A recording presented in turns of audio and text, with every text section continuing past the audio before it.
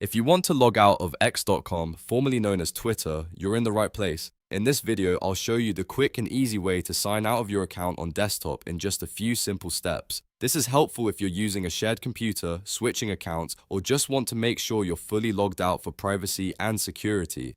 If this video helps you, make sure to hit the like button and subscribe for more simple tech tutorials just like this.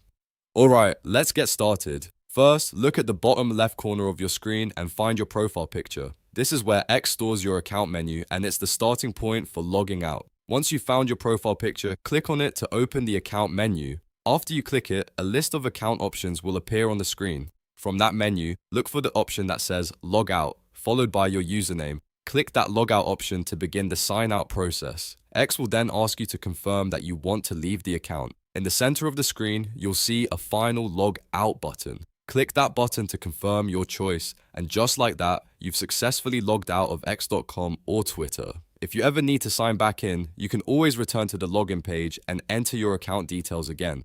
If this tutorial was helpful, don't forget to like the video, subscribe to the channel, and turn on notifications so you never miss another quick guide. Thanks for watching, and I'll see you in the next one.